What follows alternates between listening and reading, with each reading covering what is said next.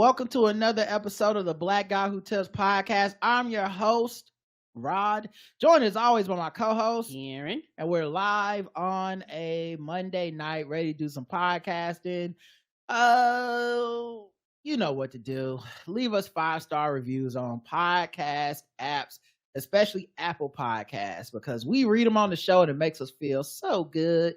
The official weapon of the show is the folding chair, and the unofficial sport, bullet ball, and bullet ball extreme. Let's just get right into it, okay? There's all kinds of stuff that's been happening in the world to talk about. I want to talk about a couple random things first, though. Okay. Random thoughts. Random thoughts. All right, I got a couple random thoughts. Okay, it's just real quick. First of all, I had a good birthday. I enjoyed it. It was a good birthday weekend, honestly. But Saturday, I just wanted to go out to this place called Kindred. We talked about it before. One of my favorite places. Lip smacking good. It's like a 30-ish minute drive. It's a little out of the way of where we stay. You know, we kind of stay in the center, maybe south center of Charlotte. So like we're kind of close to the highway, close to everything. But 30-minute drive is, I don't know why driving to Davidson just feels like longer than just a 30-minute drive anywhere else in the city. I clear, right? Because we go to other places and it don't feel like 30 minutes. I be feeling half sleepy on the way driving there. But probably because a lot of it's a straight shot. You fucking passing water and shit. Yeah, but it was my birthday. I think about this place all the time. They have they have hours where it's not like you can just hop in anytime. You really need to know the hours. I think they might be off Monday and Tuesdays. I know they only serve like dinner normally. So like they normally don't open till 5. And on Saturday, unbeknownst to me, you kind of need to have a reservation. And it's seasonal, which means the menu consistently changes. Yeah, and it's so consistently changing, like seasonal. Like you can eat there from week to week, and different things will be on the menu just based on what's available. Mm-hmm. And so I wanted to go there because I love their fried oysters. Yes, they're so good. And so good.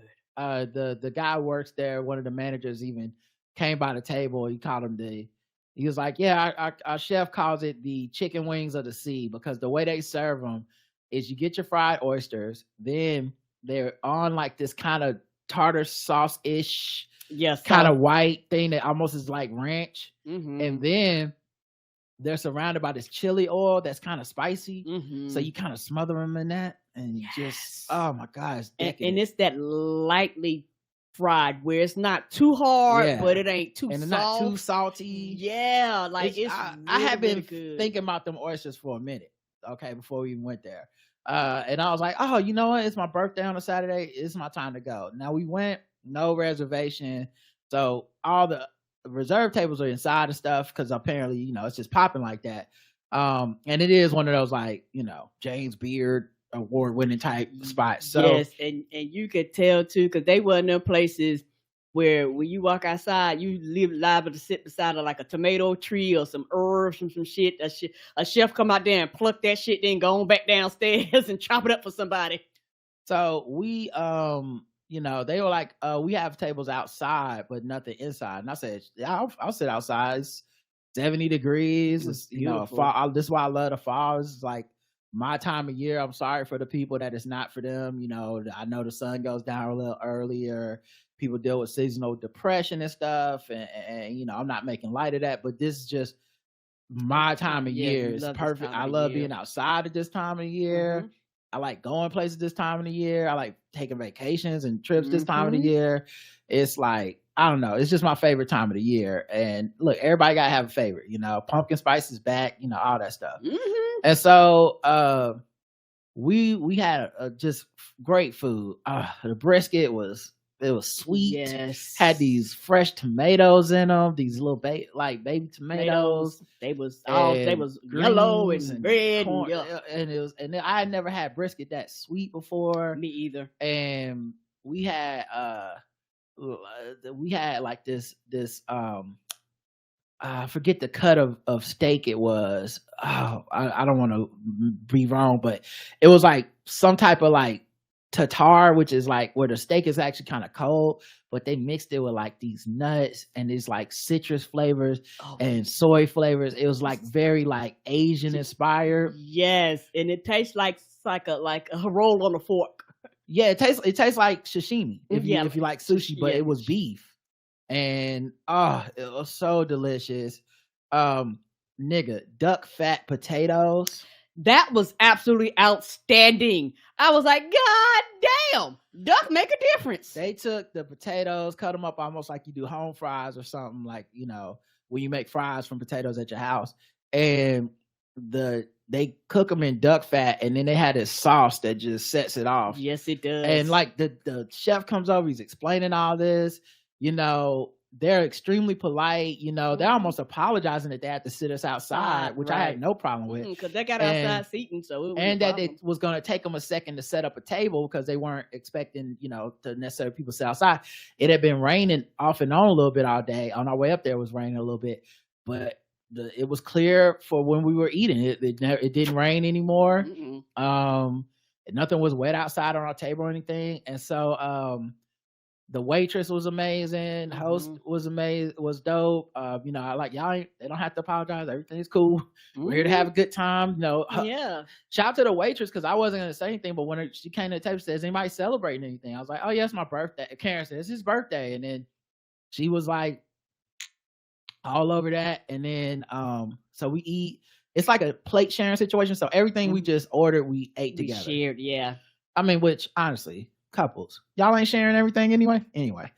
So we, I look, I know it's do what makes you happy, but you know, it's like, to me, you go out with your girl, you go out with your boy, whatever, whoever you're dating, you know, you split. Everyone's getting a little bit of everybody's shit, you know, but it's one of those plate splitting things. And so we go and we eat, and it's kind of, you know, an expensive place, but I knew it was my birthday. I wanted to go out to this place, and for dessert.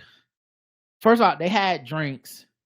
I forget what I got. It was good. Karen got some type of drink where the bartender makes you a drink every time. Yeah, it was like bartender's pick. I was like, I just wanted to be sweet. You pick. Yeah, and the thing is with Karen is like, it was the most expensive drink of all the drinks because the bartender got to make it every time probably. So you knew that, you know, this is what Karen does. She, you know... she's a market price woman. Okay, she's a market price madam. She likes to order the stuff that is just like somebody will pay for this magically. Don't worry about it. And so she ordered her a couple of those. And they were really good. They was like, what kind of alcohol? And I was like, I don't even care, as long as it's sweet. Yeah, so I knew the bill was gonna be a lot because of that. Also, they do this thing when they come to your table, they bring you this bread. And this fucking bread, I don't know where they make or get this bread from. Me either. They bring you this bread and it's like a half butter. of a small loaf. This bread is so fucking good. They gave us a free bread to go. Just like if y'all want to, it gave us an instruction like put the oven on 350 for 7 minutes or whatever. You can make French toast with the bread the next day. Yes. They gave us a little thing that's like a recipe for the French toast if you really want to make it at your house. And then for dessert, we had a like sweet roll type situation. Like it was almost like a cinnamon roll with sweet cream on it. Nigga, falling off the bone. That thing was absolutely delicious. So all that to say, and our waitress was Bethany was amazing. Like I would recommend Kendrick to anybody. I just think it's such a great, unique experience, and it really is. You know, if you got to put in that reservation, do that. If whatever. Like I didn't mean to turn it into an ad for them, but since we've been going out, you know, a little bit more than we were, obviously, picking our spots, because even before the pandemic, I was very you like to go through busy time to not be in a crowded restaurant, and that has nothing to do with the pandemic. I was like that the whole time. Yeah, for a lot of y'all, welcome to my world. You know, you finally know what it's like. But you know, I was a big like, oh, they're closing at 10. I'll slide in at 9:30 and order my food and sit down, get the fastest service ever because everybody want to leave. Yes, they do. Over tip. and get the best customer service because ain't no other tables and shit. All they doing is like busting in other tables and cleaning up. And so, yeah, I fucks with, you know, restaurants not being full. But at any rate, when we went out to like a sushi place a while ago, and like people we haven't seen in 2-3 years because of the pandemic were working, and they were like, you know, telling us they whole like what's been going on with them the last 2 and 3 years. And you know, to some extent it's kind of sad because you know, in addition to losing money in business, working, you're getting less money than you used to. Right. In addition to, you know, some restaurants are folding. People definitely got sick. Yes, they you did. Lost loved ones. You know, one dude told us he had pneumonia, not COVID. He got pneumonia during the pandemic, was in the hospital for like 13 days. 2 different stints, 8 days and then 5 days. And then he got COVID. He said that one wasn't even that bad. Like COVID was, he was cool with COVID, but the pneumonia almost took him out. Right. And then, you know, our other waitress that she loved Karen. Like they talk like they best friend and sisters or something. You know, same thing. Like she didn't even want to. She didn't even want to say whatever it was that had happened to her in the past. She was like, it's just too much bad. So all this to say, at the end of this dinner that we had, and we just, like I said, I didn't find anything that happened to be like egregious, bad, nothing. Everything was excellent to me, period. You know, I did not have a reservation. I just drove up there on a whim. I didn't even know you should get a reservation, right? So at the end, they get me and Karen, you know, we just being ourselves, pleasant. She gave me a card on my birthday that said, "Happy birthday. We're so glad you wanted to spend your birthday with us. The two of you have been amazing. You two are the kindest guests I have ever served. I hope you have a great rest of your birthday. We hope to see you again, Bethany and the Kindred staff." She was dope. The manager who came out and told us about the bread and all the menu dishes and stuff. And I think one of the chefs came out just because the way he was describing the food, like when we was getting our food. Yeah. Because like I was like, because he was describing, I was like, oh, he got to be a chef because he was literally going ingredient by ingredient. I was like, oh, you must have came from behind the station. It was like, this is what I'm preparing for you today. And this place was kind of busy, so like. You know, I could like, this wasn't like, oh, it's so empty, they ain't got shit to do. They were just going around. I don't know if they went to every table or just I don't know. They will go but around. I assume they go to every table, you know, because that doesn't seem like the thing you just do for one table. So it was just so professional and nice and worth every dollar and shit. And then they gave us the dessert for free. They gave us bread to go and shit. And it was so kind of them and stuff. And of course I tipped.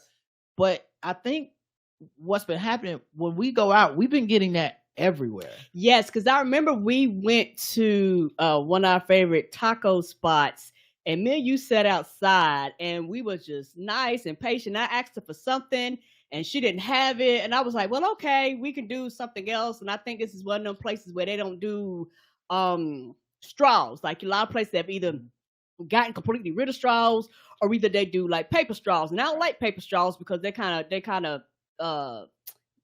dissolve and all that stuff. So I was like, okay, that's fine. I'll drink out the cup, blah, blah, blah. And like I said, and we had a great time, same thing. And at the end of it, the lady, she was like, y'all have been the nicest couple I've had all day. Yeah. And she was like, wait a few minutes. And she was like, here's a dessert to go. She was like, because y'all were patient, y'all were kind. I was like, and it's one of the things where it made me and Roger good get you like, what the fuck is how people treating them?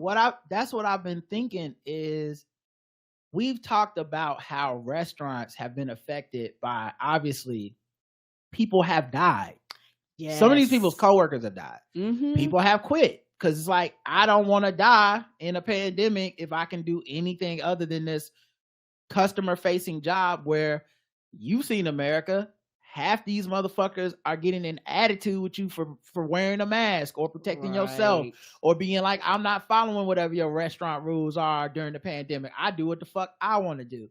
And people have been hostile and they politicize things. So if your staff is like, hey, we want to keep everybody healthy, waiters, we're wearing masks right now because of whatever reason, there's assholes. Basically, they're like, oh, what kind of Obama shit is this? So people been dealing with this, and I think there's less staff, right? Yeah. So since there's less staff now, things take a little longer. Yes. Some people haven't eaten out much in the pandemic, or they're just entitled assholes, or they just remember what it was like 3 years ago. Yes. And now it used to take 4 minutes between like a waiter leaving your table and returning to check on you.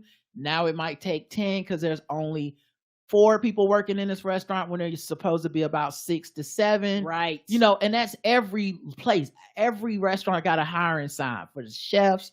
Food take a little longer. Front of the house, back of the house. Right. Food gonna take a little longer from the kitchen because we ain't got as many people working in the kitchen like we used to. This is an employees market right now.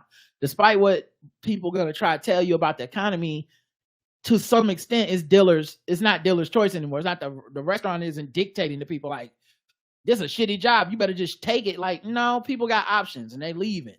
And a lot of people left and they never returned. They went to completely other industries too. Right. And I think what happened is customers still think it's 2020. Yeah, and they're like, they're probably being assholes. They're probably talking to people rude. They're probably demanding a certain level of service that is just literally fucking impossible. Now, I've gone to restaurants a couple of times and they've been like, hey, you can only sit outside if you have a pet. Everybody else got to sit inside. And, it's like, are you going to tell me where to sit? Yes, because we can cover a certain amount of space with a certain amount of bodies. But if everybody starts sitting outside, it's going to take everything a little bit longer because I got to go outside to check on this table, when it normally inside to check on that one. Right. When it normally would have been, like me and Roger said before, hey, these people inside, these people outside. So everybody on the outside. It's normally been customers pick where they want to sit in that time. Like, can I sit outside? Sure. I can accommodate that. But they couldn't because they did not have staff to accommodate it. And it just made me think, everybody, don't be an asshole. Please, if you listen to this, I think you're probably not going to be one. Because you listen to us, you're probably good people. But in general, man, like, I can't imagine what these people been going through. Because it's like talking to somebody who's been in an abusive relationship and they're taking things that you think are just human rights and equality and treating people decently. They will take that and appreciate it in a way that is almost unhealthy how much they appreciate it. Because like, yo, you don't understand. If someone else showed up without a reservation and we told them you need to sit outside, there are people that be like, why can't I sit at that table? There's people that are like, man, God, I hate this place. Storm out in the hump. There's people that, I'm gonna sit outside. I'm gonna have an attitude the whole time. There's people like, so they must have been anticipating something like that. Yeah, and just we didn't have any of that energy, and we ended up getting a fucking note. Like I love y'all. Take me with you, please. Yes, and when we told them that, everybody looked like, oh, do y'all want to sit outside? And then they was like, wait a minute, hold on. And like, while the other girl was cleaning the table, and everybody was like, well, sorry, she'll be back in a second. I was like, it's all right, y'all. Yeah. I moved out the way for the next person to come in. Like, don't hit the panic button.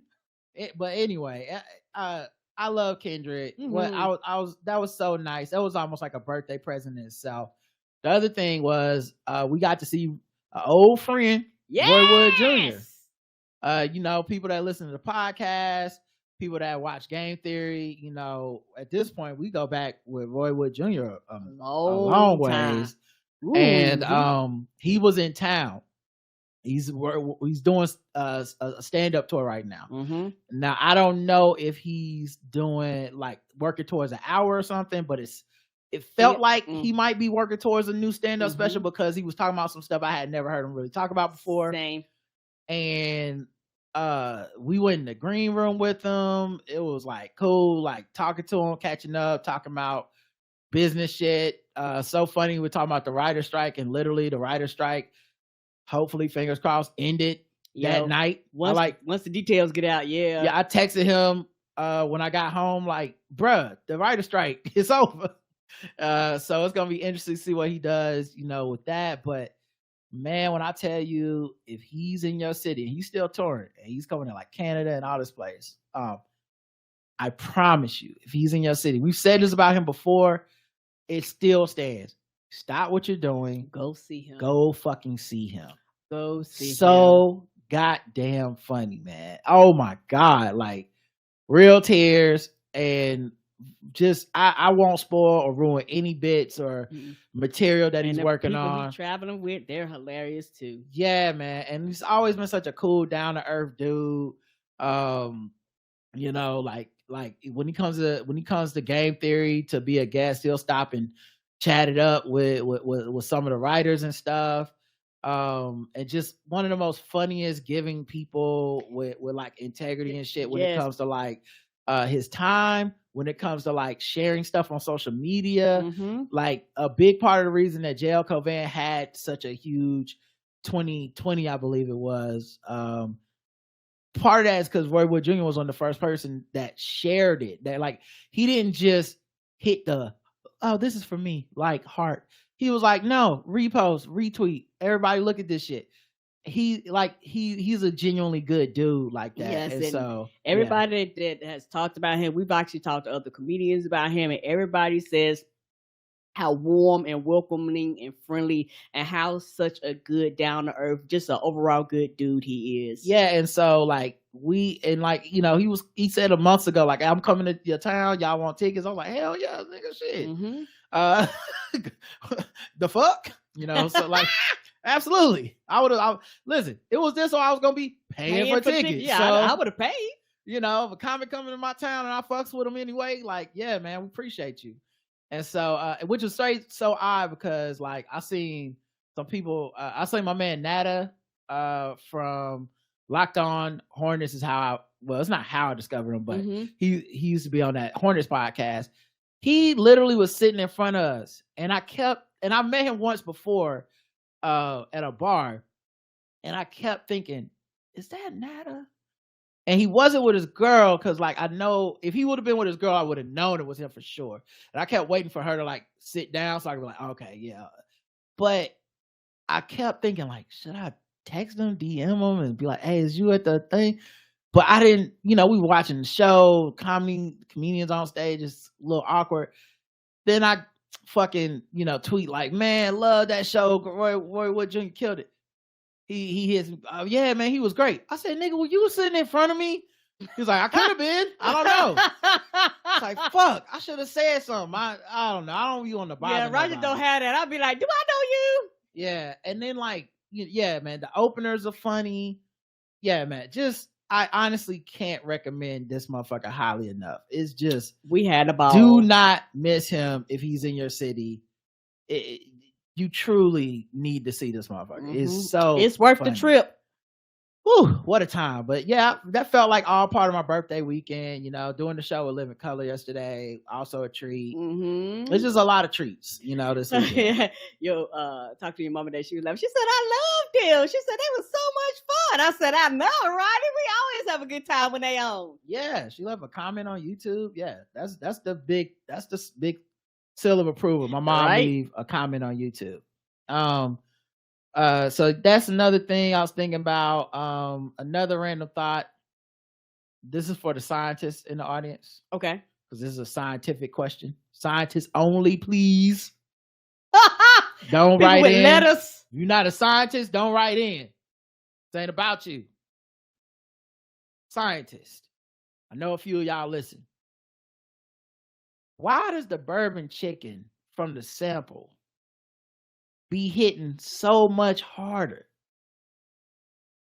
than when you get the bourbon chicken from behind the counter at the Chinese mall restaurant? What is that about? Scientists only. Yeah.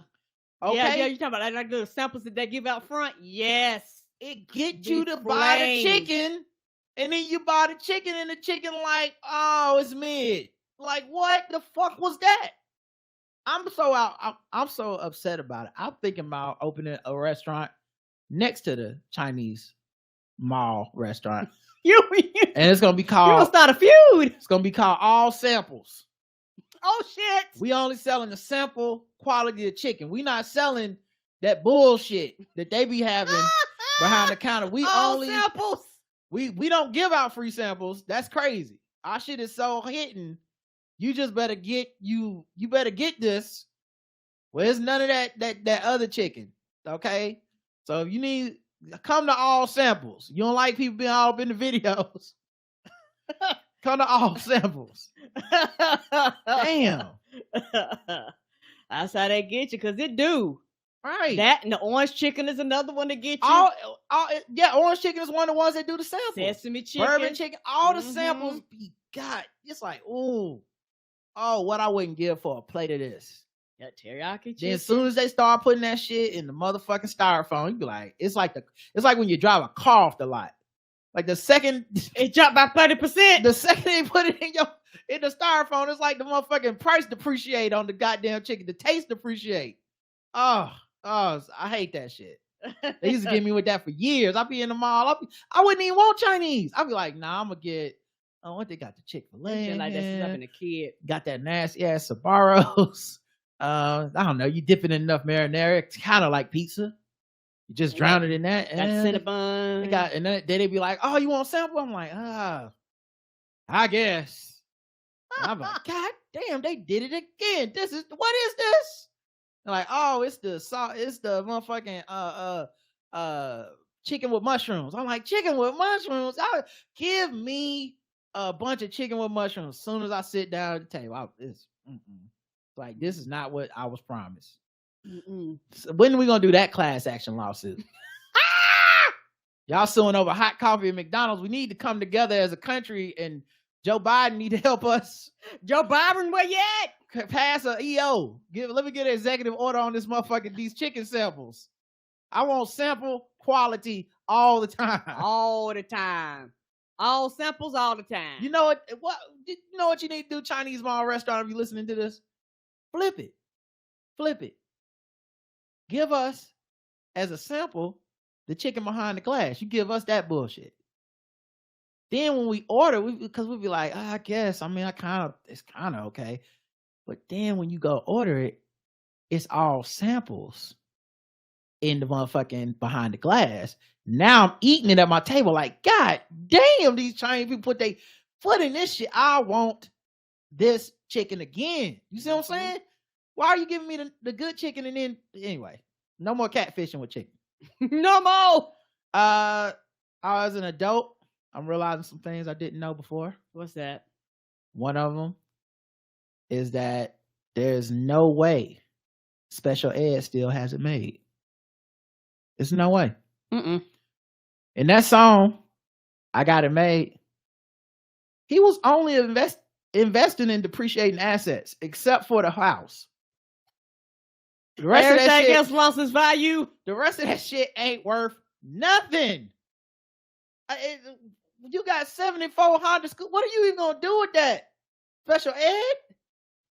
Like, what? Shit, by now the property tax is $2.50 a piece. You got a dog with a solid gold bone. It can't even pick that up. What is the resale? What, you gonna melt the gold down? What's the resale value? Oh, you got to go to Cash for Gold to recoup your losses. Doesn't make any sense. What the fuck?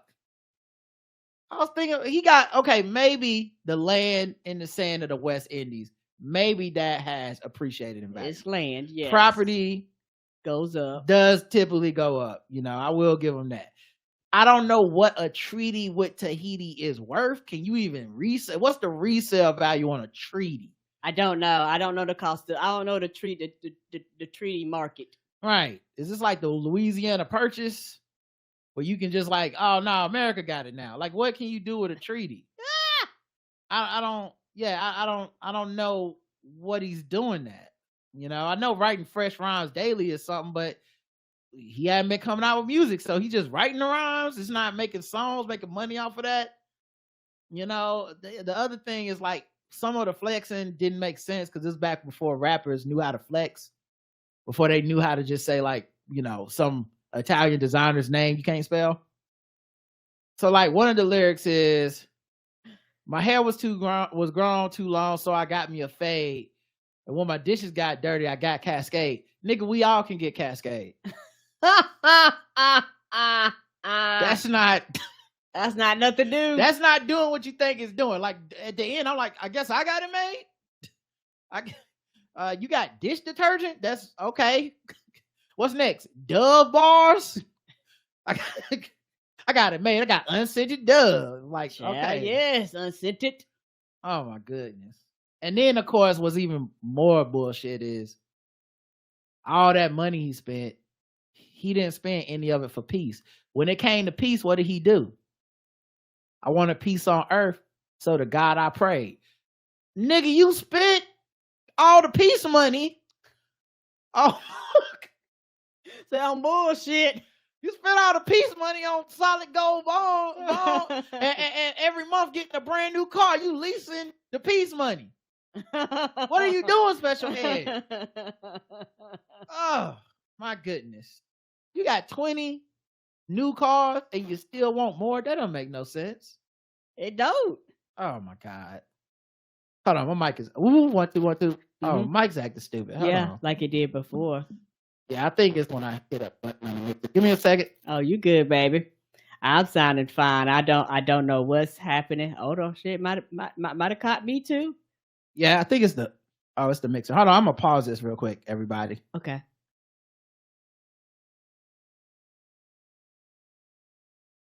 One, two, 1, 2. Mic check. 1, 2. I still hear the popping. 1, 2, 1, 2. Mic check. 1, 2. I don't hear it right now. You hear it still? 1, 2. Hold on. It's some distortion. Okay, I hear it just now.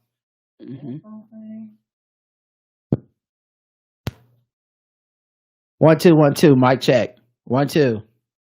Hey, still hear it? I don't hear it right now. All right, I'm gonna try to keep it going. All okay. Right.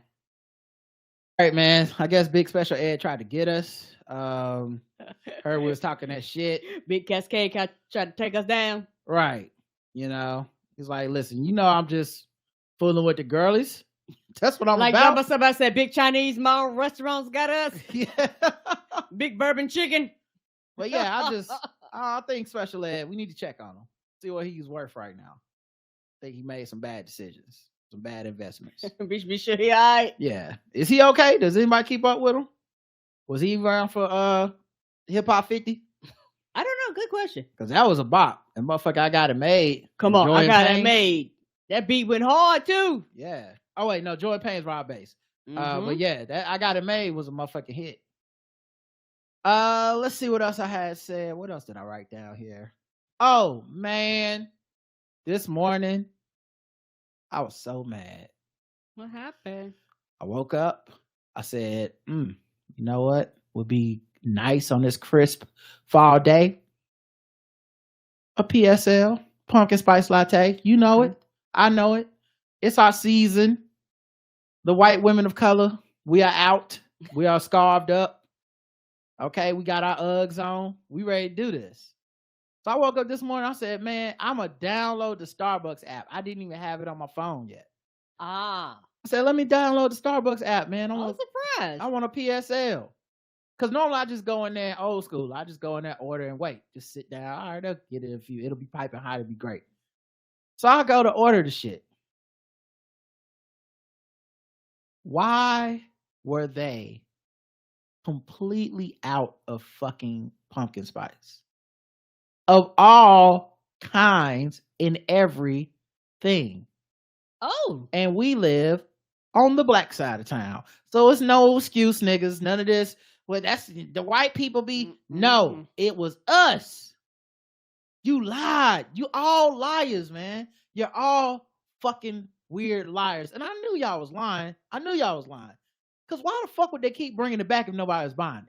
People buy it. I don't know, right? Try the maple, try the this, y'all always got some other shit that try this. Why? Because you bought the pumpkin spice and you want me to not know? I tried to get it sold out.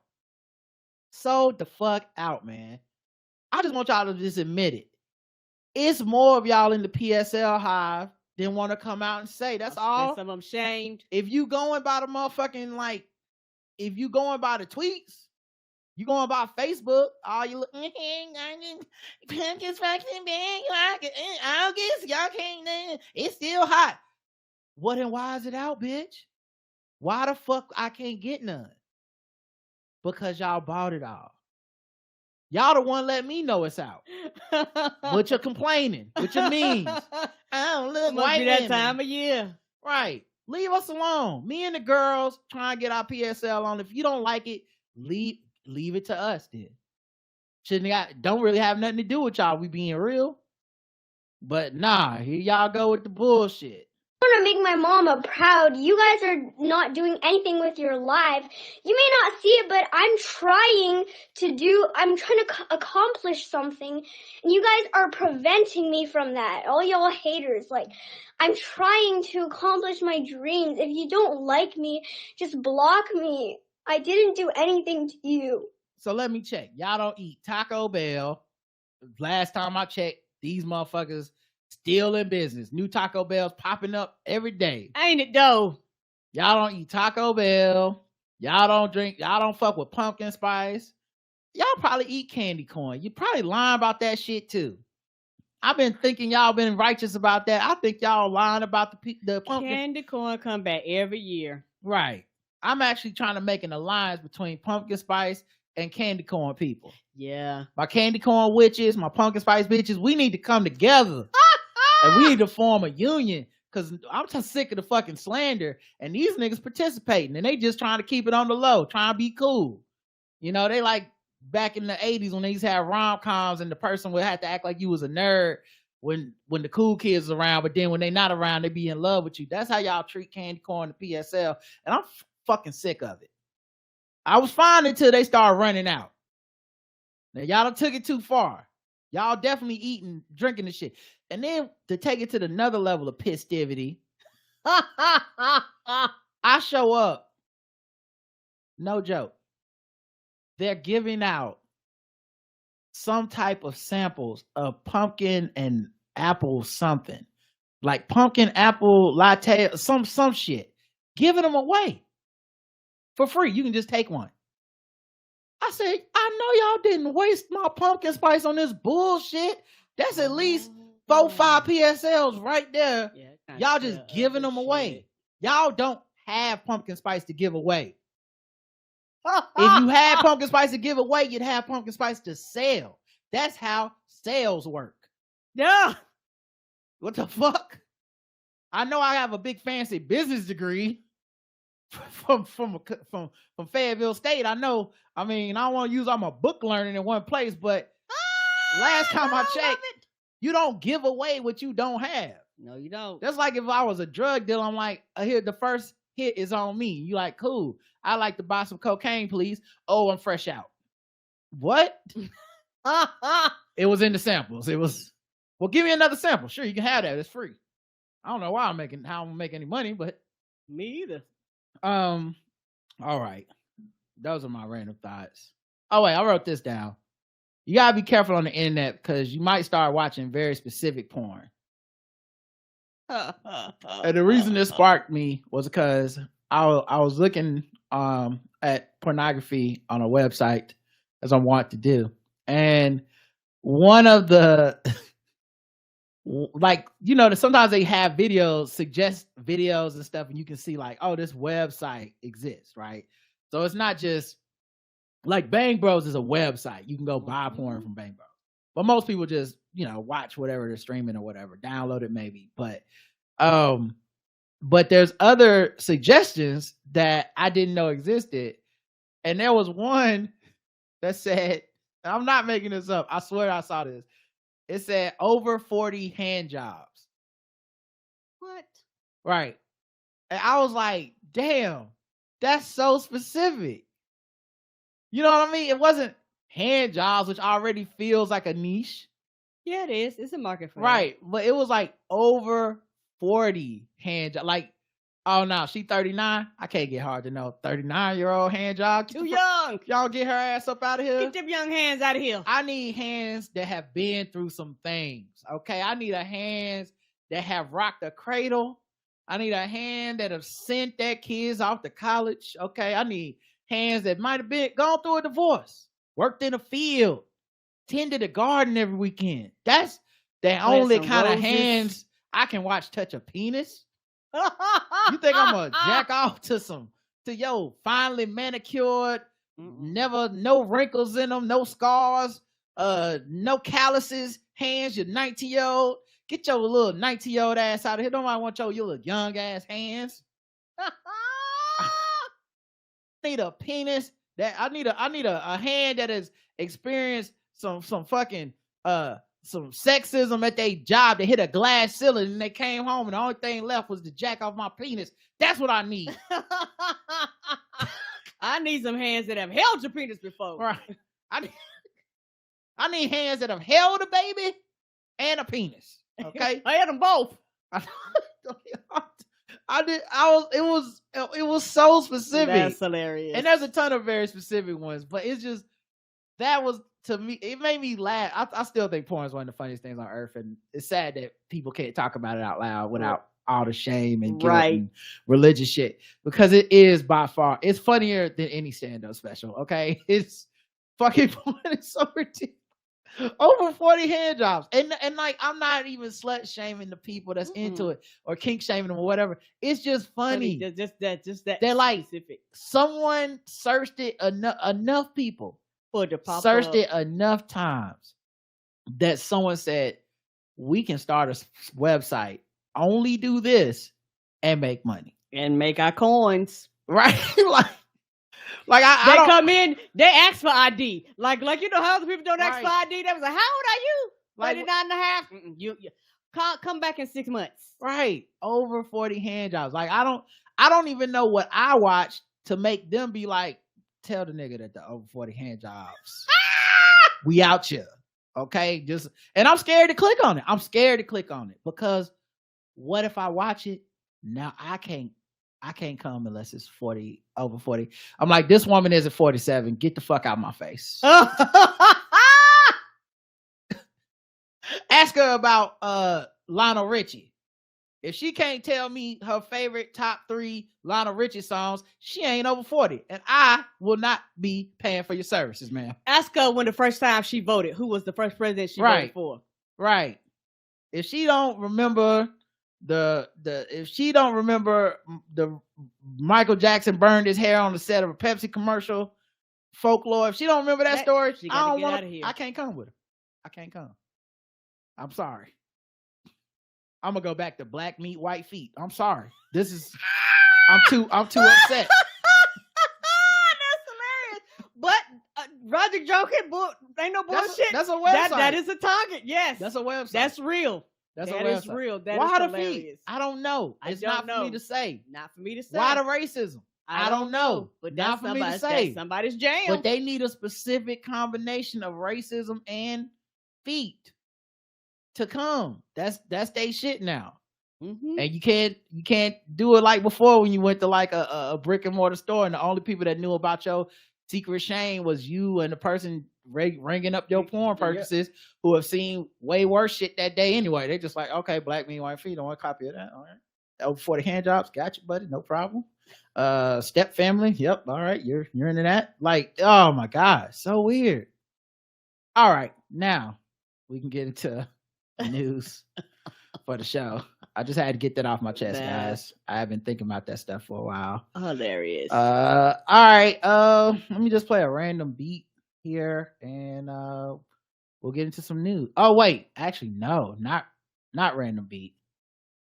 I know we should be playing this. Coronavirus. Again? Look, here we go again. We got variants. Really need to keep a mask on hand and follow the plan. Get the vaccine and second shots, whether woman or man. Black out who tips is doing their part, but the dumbest expand. Niggas would rather believe a bunch of misinformation. Fuck y'all idiots not getting shots. Now we gotta regress. If we keep going in this direction, we never can rest. Never can get back to the lives we be living the best. Damn fool, stop the lying, stop the intubation crying, cause it's your fault that motherfuckers dying. Damn fool, stop the lying, stop the ventilator crying, cause it's your fault that motherfuckers dying. I do not understand this shit. I'm not a fan of this. We were like one win from the pandemic championship, but fuckers wanna leave it to game 7 with Giannis Delta Kupo blocking forward progression and Chris middle fingers to your plans. Man, damn. Looks like it's no Drew Holiday for you and your mans. I'm sick of black people dying for real, so I'm just writing this new piece to let you know how I feel. Coronavirus. Fuck that COVID-19 is unseen. It's creeping in the air for you to breathe, yeah. So fuck that COVID-19 is unseen. It's creeping in the air for you to breathe, yeah. All right, coronavirus time. You know, we told y'all we got vaccinated, flu and coronavirus vaccines last week. So they're rolling them out. Call your local pharmacy. I was talking to someone today, Keith and the Girl, doing last week on Keith and the Girl, and he said, you know, they're coming to his pharmacy this week and he's ready to go get it. So, you know, call your pharmacy, make sure you get the updated one. But yeah. And this is the new news. Going forward, it's going to be once a year like the flu. No more quote unquote booster. So go ahead and get these shots. Yeah, man. I say go get it, especially if you're, you know, I think almost everybody is kind of out-ish right now. Not saying you can't do things. Although, man, this sounds like a random thought, but also like certain people feel like they're trying to out pandemic each other right now. And it's making me uncomfortable because I think a lot of it feels like virtue signaling. Now, I don't mean in the Republican way of like, I saw somebody with a mask, you just virtue signaling. Masks don't work. That's not what I mean. I mean, like, sometimes on Twitter, you see people and they be outside, but they'll be like tweeting like they not. And I think that's weird. You're outside. You're doing stuff. Right, everybody is. Yeah, we see the pictures. You're at the Beyonce concert. You can't make me feel bad because I did some shit you don't want to do. I was like, I would never go to this, but I'm going to be at Beyonce. Like, y'all go to the movies? Nigga, you go to comedy shows. What the fuck? You're doing stuff too. Right. Everybody just picking and choosing what they're comfortable with. And it's becoming a contest. Like, hey, man, you know, it's the COVID numbers are back up. Yeah, the COVID numbers back up. Yep. You know, that's why I'm back to sitting outside at the restaurant. So I don't sit inside. Okay, that's cool. Yeah, man. You know, I'm actually not even sitting outside. I'm ordering my food delivery. Did I say sitting outside? What I meant was I'm social distancing. Okay, I'm back to 6 feet. Stay away from me. Oh, that's funny. You said social distancing. I'm not just even ordering food delivery. I'm wearing my mask again everywhere, even in my own house. What? Nigga, I'm washing groceries. Oh, that's a goddamn lie. You're not washing your groceries. You know what? Yeah, okay, you washing groceries. I'm eating. I stopped eating ass. Y'all remember that part of the pandemic? remember the ass eating part of the pandemic? It was like, don't eat ass. It's in there. What is wrong with people? That's it feel like we're going to that. Like people are like if you say something, one up in each other. Man, I was at the movie, somebody coughed. I made sure to have my mask. I wouldn't even go to the movies right now. I am this, and then another movie. I'm doing this. It's like, are y'all back to like when we didn't even know how the virus was going? We just was like coming home, changing out our clothes like surgeons and putting them in a fucking a bag that said biohazard and then burning them in our backyards. Are we back to that? Like the number, I get that the numbers went up some, but that it's not what it was. No, it is not. It's still going up, but it's nothing like it was a year ago. Pay attention. I'm not saying it's not real, it's not a threat. Right. But I just think people should stop fronting because we're letting anxiety take the place of facts. We're letting anxiety take the place of like caution and reasonable caution. And if it's just you got agoraphobia or whatever it is that make you want to stay in the house, if you got that, just say that. You know, if it's just because now it's just turning into like weaponized OCD at this point. Like I knock on the door 5 times before I even go outside. Like that's not even part of the thing. I don't think that's correct. That has nothing to do with coronavirus. All right, but yeah, so there's news. Okay. Huntington Beach bans mask and COVID vaccine mandates. Who do these people think they're rebelling against? I don't know. Why would you need to ban a mask? Ban a mask? That doesn't make sense. I'm sorry. It's the way it's written. Okay. They are banning mask and COVID-19 vaccine mandates, which must mean they're banning mask mandates, I guess. I don't know. This is written weird to where I'm like, what does this really mean? What does the article say? They're saying, see, even the mayor's saying it weird. Declaring the city to be a no mask, no vaccine mandate city. I don't. That sounds like you can't. Let's see. Okay, you can get an exception to the order it would apply if you tested positive for COVID. These individuals would still be required to wear masks in certain settings. Okay, first of all, fuck you. That's just what life is. That's not, you don't get no extra credit for being, if you real, be like, even if you got COVID, no mask. That's a ban. That's a ban. Like, right, for real. Like, that's a ban. Keep it real. In fact, just be like, wear it if you want to, which is what most people do. No, Karen. I want them to say, you can't wear it even if you want to. Okay, they passed the law 4-3. That's what I thought you meant, but you don't mean that. It sounds like they mean and that. My thing with bitch, if a lot of people aren't testing for it, they just they gonna walk out there and you don't know. Citizens who supported the ban said wearing masks and receiving a vaccine should be a personal choice, while critics argued against the lack of protection in general public. Okay, so I think it's the wording of this. I think they really do mean you're not going to be able to put a mask mandate in like a building, or a mask mandate like, oh, on public transportation, you must wear a mask. They're banning the ability to do that. So it's up to the individual if they want to do it, but a company, a public space cannot say, in our restaurant, you wear a mask, or on our bus, you wear a mask. And they're saying the only people who would be required to wear a mask is someone who actually has COVID. Everyone still stupid, because how the fuck do you know? It's dumb. I just don't understand. You can't enforce it. I just don't understand, because I think a lot of the places have considered this. Right. So like if a bus says wear a mask in it, I'm going to just go with what they're saying, because they know more than me. I'm protecting the driver, other passengers. We're in close proximity of each other. But I think it's that dumb American rebellion shit. You know, like we're being rebel. No one gonna tell us what to do, all the way to hell.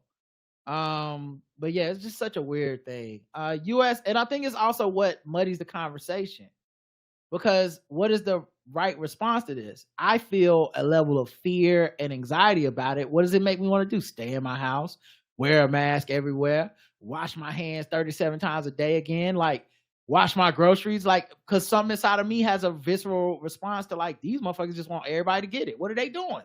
Right. What are they doing? It makes no sense. Yeah, politicizing this and letting it be a culture war is just, that is a legacy of Trump that will never go away. Of course, we got approved COVID vaccines. So we talked about that earlier a couple weeks ago. You can get free at home COVID tests starting today. Shout out to Joe Byron. They talking about he don't do shit. Joe Byron was like, yeah, we stopped that for about a few months, maybe a month, and they started that shit right on back up. Karen, did you already order ours or no? Did I? I should have. If I hadn't already, I'm going to do it. Okay. Because it's today. Right. That's why, because I thought I'd already ordered it, but I was like, I didn't, because it's today. All good. I'm not making you do it, just asking a question. You be on that shit. Oh, we going to get it on top of the other ones we got. Return to the office means fewer treats for the pets, General Mills says. Them pets will be all right. Well, I feel bad for the pets. You know, like if you're a pet, your owner was at your house with you during the pandemic. If they got to work remote, now that they have to go into the office, I'm sure there's a lot of people that really bonded with their animals. Okay. And now the animals is probably back to getting, just the like, here's a bowl of food. I'll see you in 8 to 10 hours. Oh, so a lot of animals probably social anxiety, and shit like that. You come back home, the whole house tore up. That's because they are like, oh my gosh, I'm used to you being here all the time, and now. I mean, they got a little spoiled. I bet people's kids feel a little like, man, we really connecting right now, and in the rush to get everybody out the house and back to work in person. Yep. People are breaking these bonds, man, and like also sales of food is going down, because I'm sure people was emotionally feeding their pets, not just emotional eating. Yeah, the pets will benefit from it too. And when the pandemic first happened, they were said people were taking, particularly dogs. When dogs are excited, they wag their tails, and they were saying that people were taking their dogs to the hospital. I'm not the hospital, but the vet. And one person said that their vet told them that their dog had sprung the muscle in the tail and couldn't move it because it was just so happy that they was around them all the time that he just wagged it all of the time. And so, yeah, you go from an animal that's used to you being, even with cats and things like that, they're used to you being around to all of a sudden, it's a few days here, a few days there, or you gone for like, it's 8, 10, 12 hours. It's a very long period of time when you have been accustomed to be around your animal and your animal has been accustomed to be around you. Okay, I thought it was something completely different you said. Okay, I thought you said General Mills like the animals at General Mills. I was like, what? But I'm with you now. Like an animal meal? Yes. Yeah, no, it's General Mills. The reason it's coming up is because General Mills is the people that make the pet food. So they're seeing the sales go down and they're realizing, it's because everybody's going back to work. They're not feeding their animals as much. Which sucks if you're an animal. Right. There's a lot of cats and dogs that got fat and shit, goldfish floating to their side and shit. Now they forced to go on a diet because you got to go to work. Right.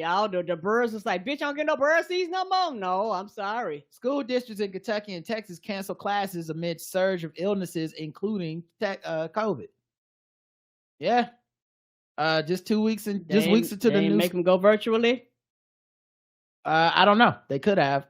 Just weeks into the new school year, districts in multiple states are canceling in-person classes for several weeks due to respiratory viruses, including COVID-19 among the staff and the students. Well, I think this is another thing we don't talk about that much, or we've talked about in the past, but it's kind of, now that I'm reading this, it's coming to connecting to me.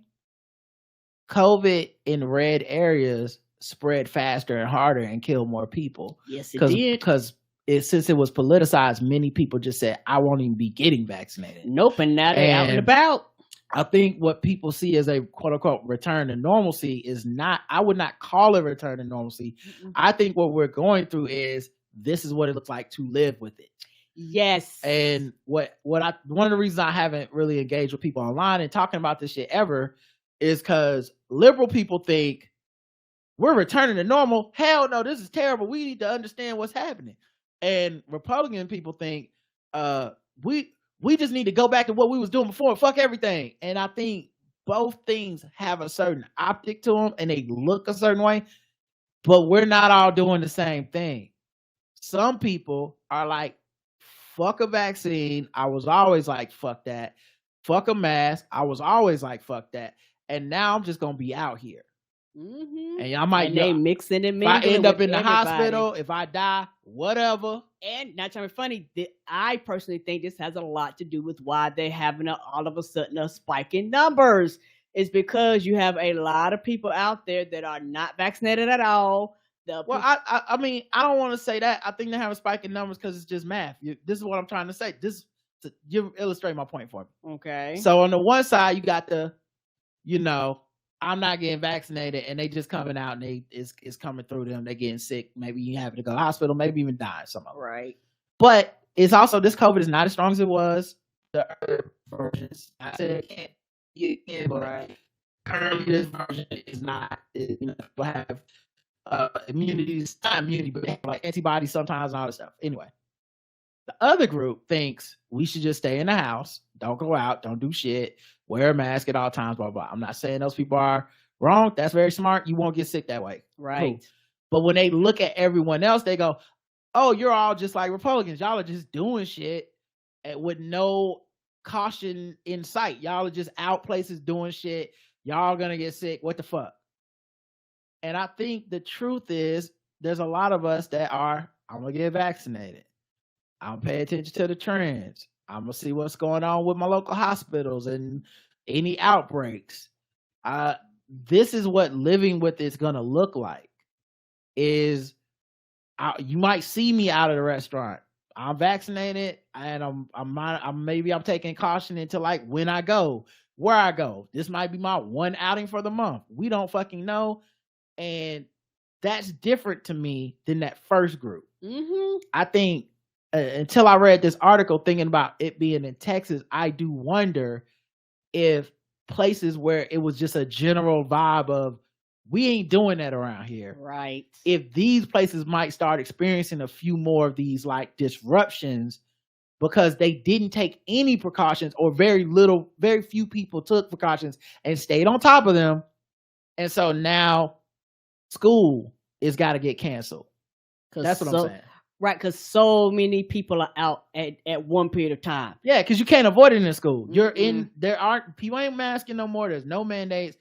You're talking about very red places with Texas, in a lot of places, and respiratory illness was gonna come back anyway. Even if it would have been a different type, it's still gonna spread because that's what kids do to each other. Yeah, RSV. And yeah.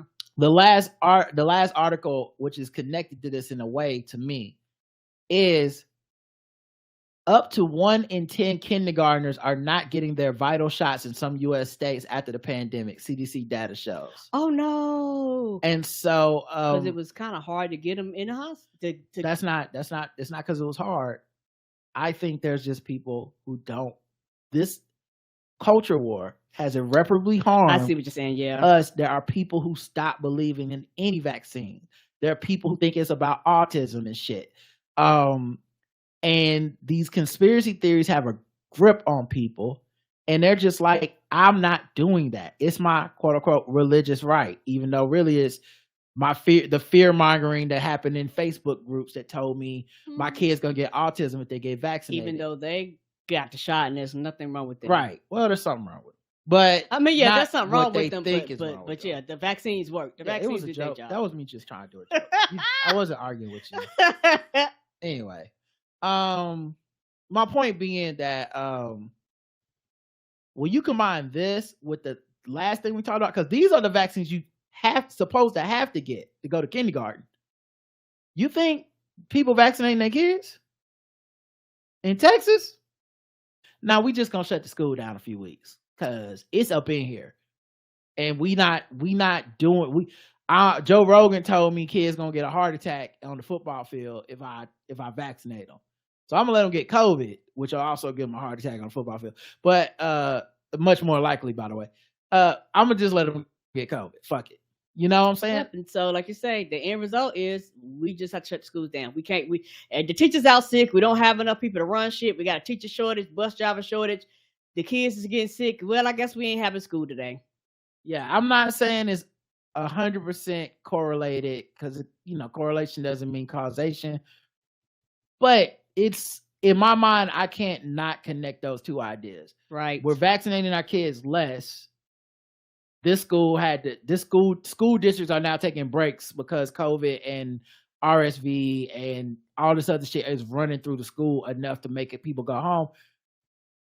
Kind of feels like those two things have to be somewhat connected. Oh, they are. But it would be surprised if they weren't. Like they are, because it's like nothing else really makes sense. Right. And Texas is one of the largest, if not the largest state. Mm-hmm. So it's one of those things where if it impacts Texas, it's going to impact other states sooner or later. Well, Texas is one of the reddest though. It's not even just being the largest. I don't think you're going to see this. You might not see this same level of disruption in other communities. Like I said, all this shit is connected to me. Every story I just told y'all was connected to the story before. You know what I'm saying? Every story I brought up, I know it sounds random. It's not random to me. I think if you go back through these stories, red districts banning masks, like mandates and COVID vaccine mandates, that's a cultural thing. These are red cities that are saying, we don't have to be protected anymore. We are actually banning companies, banning businesses, banning public spaces from telling you to protect yourself. Okay, that's number one. Of course, the vaccines are now here. We've been talking about that for weeks. Free at home tests are here. We've been talking about that for weeks. A school district in Kentucky and Texas shut down, 2 red states.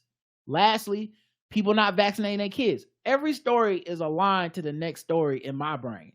So, I know it's high level, high concept podcasting these people ain't used to, but this is why you come to the Blackout Tips, because that's what we do here.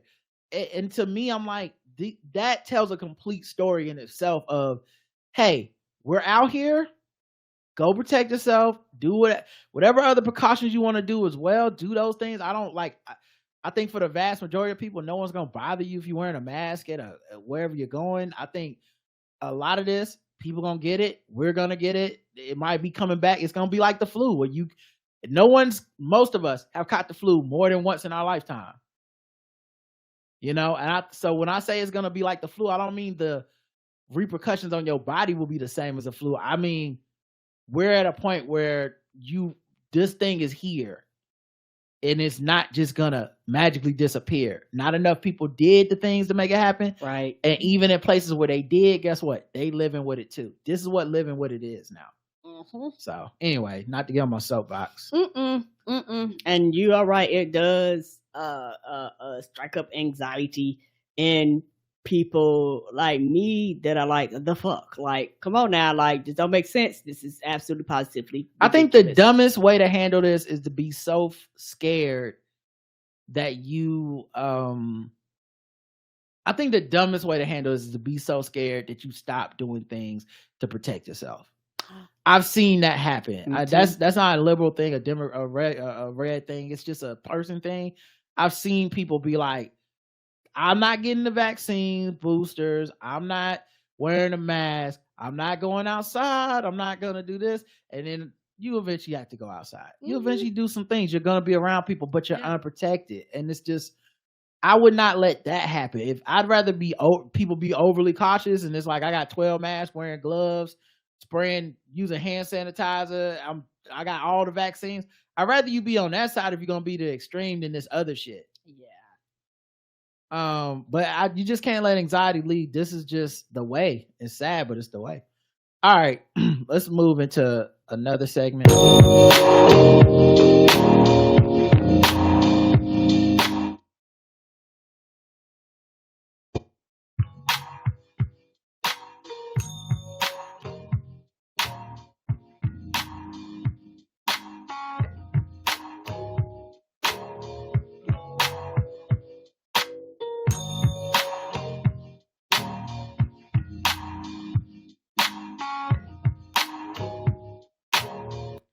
Writers Guild reached a tentative agreement with the studios and streamers. We'll see if everything makes it to the bottom line. I don't trust the studios as far as I can throw. It depends on what the details is. But people are celebrating. Sure, the details will be coming out soon. I don't know if we'll have to vote on it or I think y'all will. Or whatnot. I'm assuming most of the people are going to vote yes if this is any level of a fair deal. Right. Hopefully a lot of this shit was fear mongering. I think the AI thing was so patently ridiculous and just how scary it was made out to be. But I think studios want writers to act from a place of fear and just sign anything whatever. So we'll see what we got, what we didn't get. I think also the important thing to remember, actors are still on strike. Yes, they are. So until they're made whole, it's to what the fuck am I writing if can't nobody do it? Correct. Can't nobody perform it. No one can perform it, then what the fuck are we doing here? So we'll see how that works. Another thing I want people to know, the way unions work, once this deal is agreed to, you will see that people who are only writers, not writers and SAG, right, or operating in a writer capacity, you'll see them back at work. Now, what you're going to think is, oh my God, are they scabbing? So you just going back to work? Well, once your union agrees the rules, you have to work, basically. So there won't be an organized boycott or strike. And that doesn't mean we don't stand with the actors. Right. The actors at the beginning of us going on strike were working because their union contract was still in effect. Right. So even though they were standing with us and they were tweeting the solidarity and all that stuff, if you were supposed to be on set, you can't not be on set just because it's fuck it, I don't feel like doing my job. That's what your union agreed to. So we'll see. This deal's also only for 3 years. We might be here again soon. I don't know. Right. Depending on how fair this deal is and if it's something you can just extend or there's another evolution in technology or some sort of economic landscape change. Maybe we'll be changing this again in 3 years. But as of right now, I think, I'm very happy for everybody. I'm very excited about this. Just because, it lasted so long. 146 days. This is the longest one ever. Yeah, and just it didn't have to last this long. The demands were so ridiculous. The fucking PR of the studios was so bad. right, and patently see through. And then everybody just raised their rates, and people are like, "The fuck you raise your rates for?" And these people not working. This is stupid. So yeah, man, we'll see. We'll see. I wish I could be more celebratory, but I really can't be until I see something signed. Right. Jermaine Dupri says he created Making It Rain in strip clubs. He appeared on the Estelle show and revealed that he was the first person to start the widespread strip club ritual. He reminisced about taking Talib Kweli to Magic City for the first time. Oh, not his. I guess he wasn't that conscious that night. With his former girlfriend, Janet Jackson. Yeah, he had to remind us that happened. Child, Jenda moved on with her life. She's somewhere. Now, why am I in it? What do I got to do with this? Right. But yeah, he said they went to Magic City. They threw cash in the air, which was something he initially introduced in his Money Ain't a Thing video alongside Jay-Z. I don't know if he made it up or not. He said, I actually was the person who created this because I did it first in the Money Ain't a Thing video. Me and Jay-Z are in the car throwing money throughout the whole video. That became my thing with that song. That became my thing going into these strip clubs. But what are you calling it, Making It Rain? Or are you just saying you came up with throwing money? Because I feel like it's no way. I don't want to offend Jermaine Dupri. It's no way you the first nigga to throw money in a strip club. It's no way. Maybe you the first on film. I don't know. Like, like for the video or something. Like unless you came up with Making It Rain, I don't know. It's hard for me to think you coined this.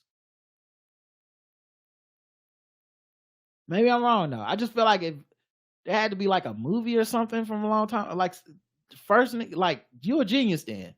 Clear. Up until this point, we only had one option. You walk up, you stick $1 in her G-string, and then you go, you look very beautiful. And then you walk back to your table, and that was how you did it. And he was like, what if we threw the money at the bitches? Like, what if we tossed it in the air? And what if we flagrantly, disrespectfully threw the money on the whores? And the money delivery system would change everything. No, I don't know. I don't know what he was thinking that day. But if he came up with it, good for him. If he didn't, somebody'd be like, no, nigga, I did. Right. I feel like there's somebody out there that's gonna challenge this claim. I do too. Usher is heading the Super Bowl for 2024 halftime show. Let's go. This is a good time to tell y'all too. No balls deep sport this week. Justin has some shit going on. Nothing bad, but he just can't. He literally can't do it this week. So this is just sports news. Usher doing the halftime show for the Super Bowl. Yeah, Usher Vegas residency. That shit was like the #1 ticket. Like that shit kept getting expanded and shit like that. So I could see this makes sense. This makes complete sense. Here's my question. Does Keke Palmer crash the halftime show or not? Oh, if she's smart, she does. Like, I feel like he got to bring her out. That would be dope. If she pulled up halftime and came out. And I wear that same goddamn dress too. Although the NFL might be a little cautious about that after the nipple slip, wardrobe malfunction. They might shut the whole show down. No. Oh no, we can't have the world see black titties again. Cut this out. All right, let's move into something else I want to talk about. Let me see what I want to talk about here. I just want to make sure that I saved this article. Yeah, all right, cool. Let's do a little bit of fucking with black people. Here we go. 25, 50, 75, 100. How much is you fucked with? How much is you fucked with? Death by 1,000 cuts, microaggressions, gaslighting, dog whistles, manic depression. Work twice as hard no matter how high the bar is. I give it 100, now fuck it, Dracarys. 25, 50, 75, 100. How much is you fucked with? How much is you fucked with? You're an N-word. Vile white man goes on racist profanity-laced rant, threatens to ram into a woman's vehicle. Video shows. Oh shit! Now. That's some good old-fashioned. That's that throwback racism. You can't even be pretending like I don't have racist bone in my body. It's like, no, I only have racist bones. Given all the kind that exist. They offer me racist chicken tenders, and I said no. I like bone in racism, please. I guess this is the video. Wait, this is the video. How is this the video? Oh no, this is the video. Okay, what was that about? That was so random. What was that? I don't know. They just be throwing shit in there for commercials. That shit didn't make no sense. It's like, here's a video other people are watching about other things at a concert. Like, what? Why'd you put that in your article, Atlanta Black Star? They ain't got nothing to do with this. I mean, it wasn't even like a commercial. It's just another person. Anyway, so here's the video of this man. Trigger warning for racism. Okay. My parents were born here. No, they weren't. No, they weren't. You're a nigga. You're on camera. I don't give a what I'm on. Apparently not. Yeah. My parents were born here. You're a nigga. Now, I don't know what started this. We'll read the article in a second. Either. What started this? I gotta say, action. Full-throated racism right there. Like, he stuck his foot in that racism. Parents were born here. No, they weren't. No, they weren't. You're a nigga. You're on camera. I don't give a what I'm on. Apparently not. Yeah. Shout out to the white woman holding the camera. It sounded like she was white. It sounded like she followed him out to his car. Of course. She white.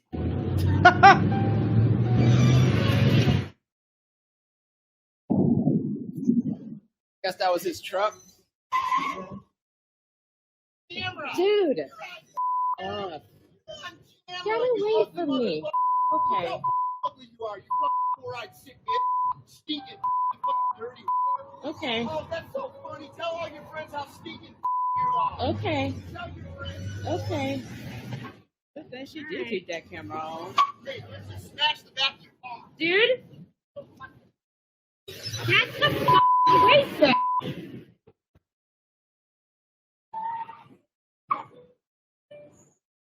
Wow, that's scary. Right. I'm glad she had her phone on.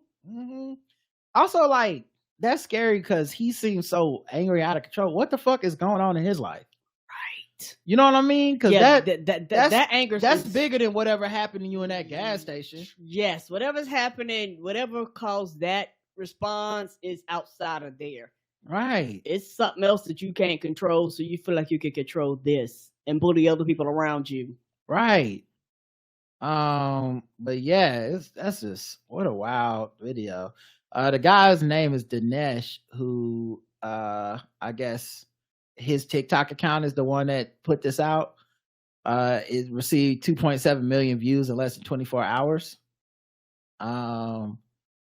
So he said, the person looks and is dressed similarly to a man who previously had his bike stolen at Denver's Washington Park neighborhood in August 2023. In an article on the local news website, the man said he was violently attacked by another person when he tried to get his bike back. So I guess that maybe that's why he's racist. Like, someone stole my bike. From his point on, I'm racist against everybody. Also, it sounds like Dinesh isn't even black. It's just that dude called him an N-word because he knew that was the most insulting thing you could say to him. Right. So yeah, I don't know if they found this dude or any of that type of stuff, but oh my God, 0 to 100.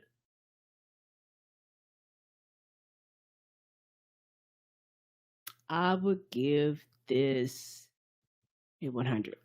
Okay, I agree. 100. It's some full-throated old school racism. And we don't get that often anymore, so good for him for taking it throwback racism. Okay. Did they find the dude? They didn't say in the article. So I mean, it seemed like he wouldn't be hard to find. Right? He got his car, he got what he looks like. It seemed like some of that must have been illegal. Made threats, almost rammed that lady's car. I truly believe that she hadn't had that camera, he probably would have hit her vehicle, possibly hit her.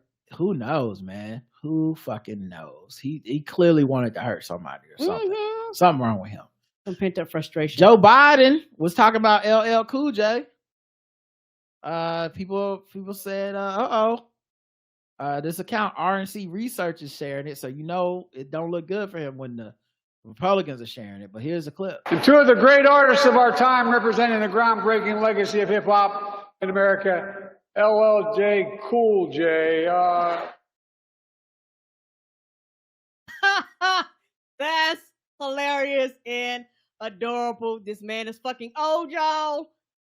Of course. Yeah. Also, I have a feeling Joe Biden didn't grow up listening to LL Cool J. I don't think he's as familiar with the culture. And the groundbreaking legacy of hip hop in America, LL Cool J. By the way, that man's got biceps bigger than my thighs. I think he's an MC Light, both of you, thank you. Because they both have the light off on the mic, you know you're all here to listen to the new edition. Mike Bivens, 40 years producing music that lifts our souls. All right, so. It's hilarious. Everybody just start laughing. Child, I'm not even mad at him. That's not asking me who that color red girl is. I'm not going to remember. You definitely won't because it's sexy red. See? Oh, Karen's identifying this as a person, a tanking American.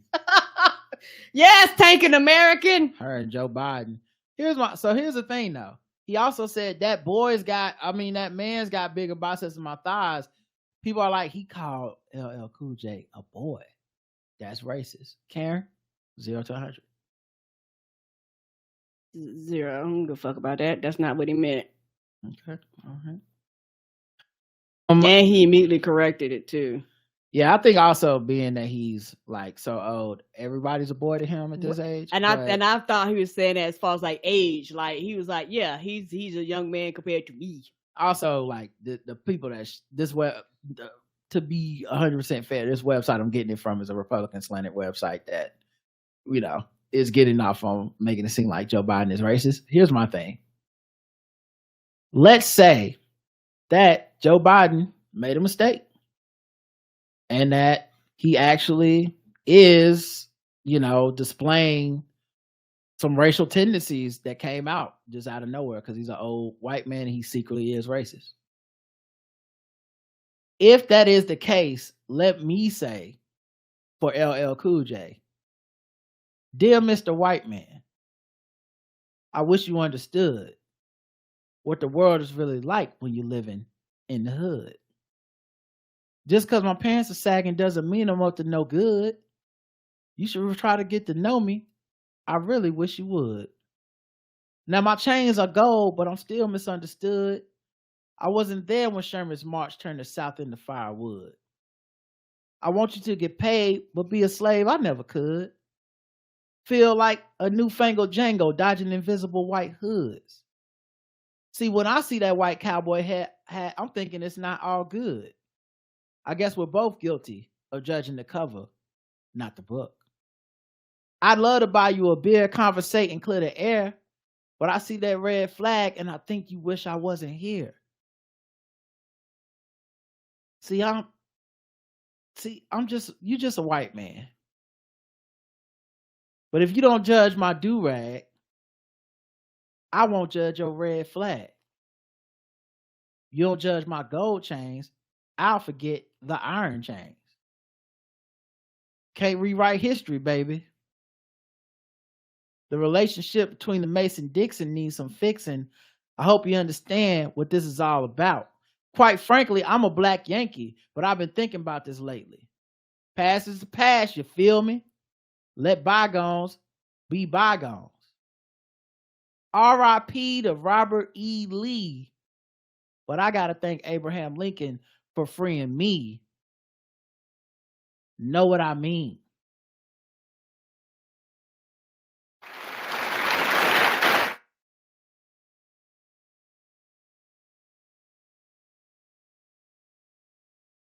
Like LL already addressed this, so I give it a 0.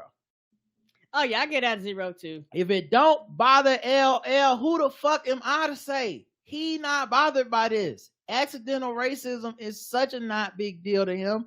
He made a song about it. And last time I checked, Joe Biden wasn't no Robert E. Lee. So clearly, this is way less offensive than that shit. So what's the point of me getting upset? So zero. No, not fuck with it all. Zero. And he still getting my vote. Don't care. No notes. Nice try. Also, it's always funny when Republicans try to tell black people to be mad about something, because like if I click on any other article on your website, it's way worse than a slip of the tongue accidentally called this man a boy. Y'all ain't accidentally saying no racism on your site. Anyway, shout out to L Cool J. You thought I forgot? No, there's a reason you blocked me on Twitter, brother. All right, it's because I will never forget, regardless of what you say. All right, let's let's wrap it up. It's been an hour and a half. I talked about things. Hopefully y'all had fun. I know I was talking a lot this episode. It was very random, rambly, lots of random thoughts and stuff, but I think y'all probably should have enjoyed that, right? I hope they did. All right, let's do sword ratchetness and get out of here.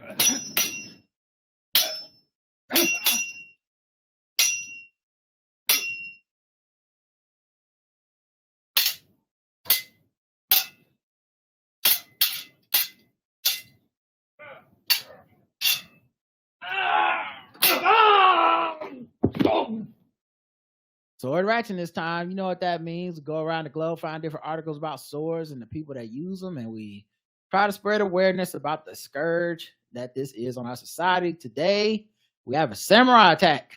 A court has heard jealousy played a role in a samurai sword attack at Lidcombe in Sydney's west. A 26-year-old man has been left with severe injuries to his arms and legs. Blood splatters marking the scene of a vicious assault. On the floor of a shared hallway, signs of something sinister. It's kind of scary, I think. Last night, a 26-year-old man was stabbed at Lidcombe. Police believe his attacker used a samurai sword. Very scary, like when I leave, you see the blood in the floor. 25-year-old Chuliang Chi was arrested shortly after the incident. He was charged with wounding a person with intent to cause grievous bodily harm, and today faced court in Parramatta. The court heard the alleged victim was with Chi's wife at the time of the incident. The magistrate declared jealousy likely played a role. The magistrate spoke of the alleged victim's injuries. My reading is with the number of blows with this sword, he's lucky that the arm is still attached to the body. Chi was refused bail and will face court November 22. In Parramatta, Maggie Rayworth, 9 News. Sound like was wife having an affair or something? They just like they didn't go into detail, just like jealousy issues or something like that. I'm assuming jealousy mean you walked up on another dude and your wife, you was the one that was jealous. Right. They should have known something was up, when he busted that damn door on their ass. Mm-hmm. It was like